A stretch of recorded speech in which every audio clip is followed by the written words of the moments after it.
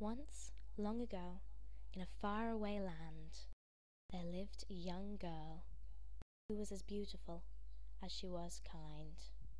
She lived with an ugly, wicked stepmother that knew nothing of kindness or beauty. They had a small cottage on the edge of a dark, looming forest.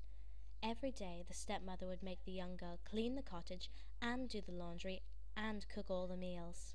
At night the young girl had scraps of leftovers for dinner, and she slept on a pile of hay on the floor. The stepmother envied the young girl's beauty, and each day she would say to her, "I don't know why I keep you. You are an ungrateful little wench. It will be the happiest day of my life when I never have to see your face again." And each day the young girl would keep silent until she finally could not stand those words any longer. "I long for the day when I am rid of you! You are an evil and ungrateful woman! No matter how hard I try, I cannot please you!" Stepmother was outraged. She grabbed the young girl by the hair and dragged her into the forest. She stopped suddenly when a large black wolf stepped in front of them, growling. The stepmother threw the young girl down in front of the wolf. "Well, aren't you a tasty-looking morsel?" snarled the wolf. "I think I will have you for my supper."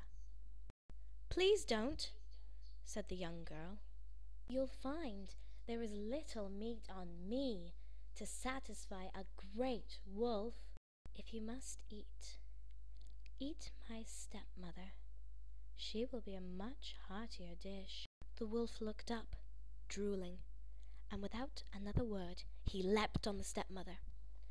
As he did so, the young girl jumped up and ran off into the woods. Soon she stopped and looked back to see the wolf finishing off his feast. Just as a hunter approached them, the young girl watched as the hunter buried his axe in the wolf and dragged it away. When they were gone, she sat down and was relieved that she had escaped. "Oh, I wonder where I should go now," said the young girl.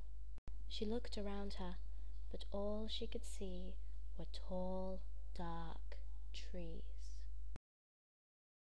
She stood up to begin her journey, and as she was walking, she heard a small laugh and ran off in its direction. Wondered where that laugh had come from, as there was no body to produce it. She noticed a bush moving about and ran over to investigate. Inside, she found a small wood sprite.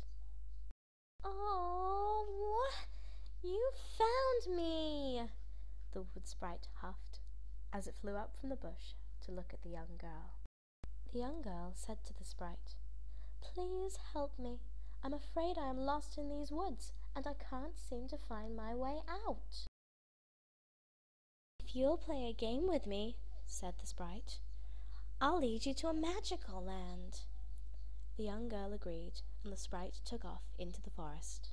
The young girl followed and would always find the sprite when it giggled. Each time she found it, the sprite would fly off again and the girl would follow blindly. For a long time she chased the sprite, under bushes and over rivers and through the trees. Eventually, she found herself by the wall of an ancient castle. All about her stone pillars rose like teeth out of the earth. She soon realized there was no giggling to be heard. "Little sprite! Little sprite!" she called. "Where are you? Where are you hiding, little sprite?" There was no reply. She began to grow frightened. The girl continued to call for the sprite, and then began to search frantically for it. But the sprite was nowhere to be found. As the girl grew tired, she gave up on her search and sat down and began to weep. Now she was more lost and frightened and alone than she had ever been. She looked around, hoping to see a way out, but all there was to be seen was rock and tree.